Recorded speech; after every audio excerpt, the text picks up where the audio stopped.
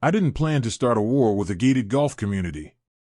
But when I opened my workshop door and watched 10 years of my life floating in muddy water, something inside me changed. They said it was just runoff. What happened next nearly destroyed their perfect green paradise. I didn't plan to start a war with a gated golf community. But the morning I pushed open my workshop door and felt it drag against something heavy, I knew my quiet life had just changed. The smell hit first: mud, mildew, wet wood. Then my boots sank into brown water.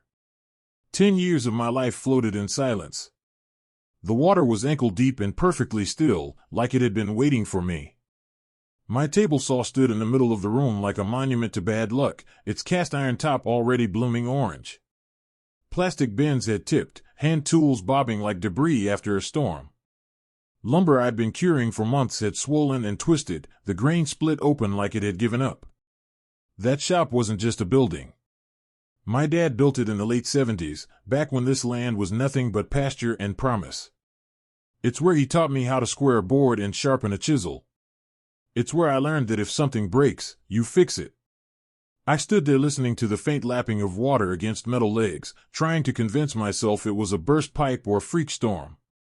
But storms don't leave clean lines. They don't carve neat channels. It took 2 days to pump the water out. 2 days of dragging hoses, hauling soaked insulation, and laying tools in the sun like casualties. When the floor finally dried enough to see clearly, the damage was worse than I'd imagined. That's when I walked the perimeter. The back of my property slopes gently toward the golf course behind me, Briar Glen Estates. Big stone entrance. Manicured hedges. A course wrapped around million-dollar homes like a green ribbon. I don't live inside the gates. My land predates all of it. Behind the 12th fairway, I found it. A trench. Fresh cut. Red clay still loose. It ran straight from their stormwater culvert down the incline and emptied precisely into the low spot behind my workshop. Not erosion. Not nature. Direction. Water flows downhill. But trenches don't dig themselves. I called the county. Then water management. Then a grading contractor I know. Within a week, the story pieced itself together. Briar Glen had been having drainage issues on the back nine. Heavy rains pooling near the greens. So the HOA approved what they called a runoff optimization project. Optimization. That's a clean word for redirecting your problem into someone else's life. When I called the HOA president, Russell Davenport, he sounded mildly inconvenienced. "It's natural runoff," he said smoothly. "You'll be fine." I looked at my rusted saw while he said it. "It cost me everything in that building." "With all due respect," he replied, "your structure sits at a lower elevation. Water flows downhill." The sentence stayed with me long after the call ended. Water flows downhill. That night, I pulled out old property surveys my dad kept in a metal cabinet. I traced boundary lines across the kitchen table until my eyes blurred. That's when I noticed something I'd never paid much attention to before. The pond. There's a pond straddling the edge of my property and the golf course. About 70% of it sits on my land. And the small cinder block pump house they use to draw irrigation water? Entirely on my side.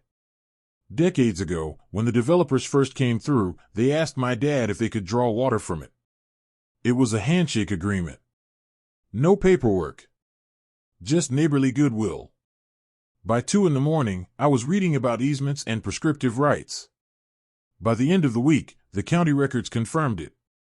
There was no recorded easement. No formal agreement. Just assumption. Anger is hot and loud. What I felt instead was cold and steady. The next morning, I drove to the hardware store and bought the heaviest steel lock they had. At sunrise, mist hovered over the pond the way it used to when my dad and I fished there. The pump house door had a simple latch. No lock. No chain. Just expectation. I slid the shackle through and snapped it shut. The click echoed inside the cinder block structure like punctuation. I didn't damage anything. Didn't cut power. I simply secured a building on my property. By mid-afternoon, my phone rang. "You can't interfere with essential infrastructure," Russell said. "I didn't interfere," I replied. "I locked my building." Silence. Then calculation. By day 2, the sprinklers hadn't run. By day 3, the greens began losing that neon perfection they're so proud of. Yellowing crept along the fairways like doubt. A cease and desist letter arrived soon after. Heavy legal language. Accusations. Threats.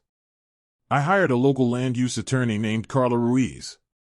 She studied the surveys, the flood photos, the drainage approvals. "They don't have an easement," she said plainly. "And that structure is on your parcel.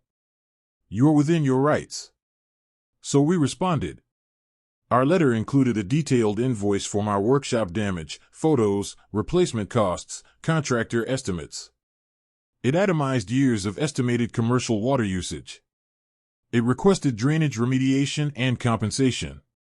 The number at the bottom wasn't small. The golf course tried rationing water. They attempted drilling a temporary well. It didn't produce enough yield. Then the water trucks started arriving.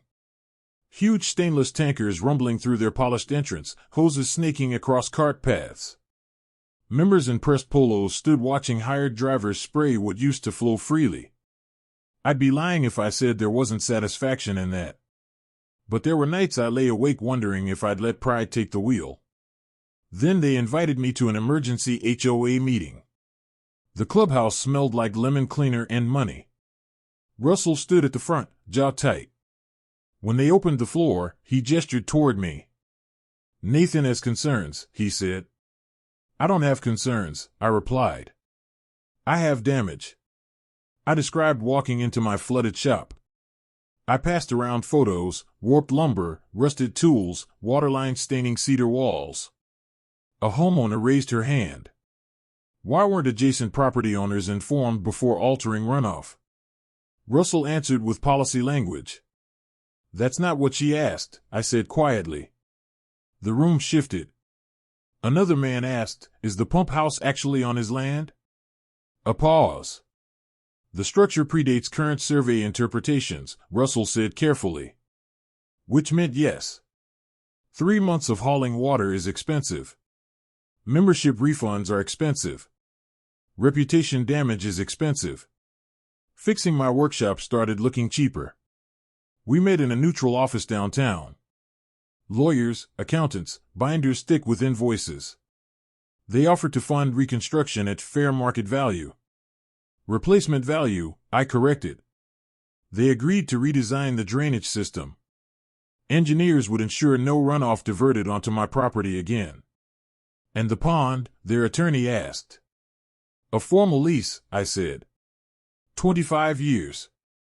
Annual payment indexed for inflation. Clear access terms. Miss a payment, access is revoked. Russell's jaw tightened. "You're asking us to sign away leverage." "You dug a trench," I replied. They stepped out to deliberate. They came back 10 minutes later. "We agree in principle."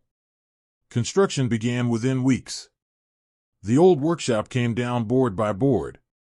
It hurt watching it disappear, but that version had been compromised the moment water soaked into its foundation. The new one rose with reinforced concrete, proper grading, French drains, backup sump systems. Every major tool replaced. A new table saw gleaming under fresh light. A lathe smoother than the old one ever was. The first morning I walked inside, the air smelled like cedar again. A week later, the lease was signed. Every January 1st, the payment arrives. The pump house now has 2 locks, mine and theirs. Access defined. Usage capped. Everything documented. From the road, Briar Glen looks perfect again. Emerald fairways. Clean greens. Golf carts gliding by like nothing ever happened. But I remember standing ankle deep in muddy water while someone told me I'd be fine. I didn't sabotage their course. I didn't destroy anything. I simply stopped giving away what was mine, especially after they decided my loss was acceptable collateral damage. Sometimes power isn't loud. Sometimes it's reading your property survey at 2 in the morning. Sometimes it's understanding exactly where your boundaries are and refusing to let someone redraw them because it's convenient. So here's what I still wonder. Was it justice? Was it balance?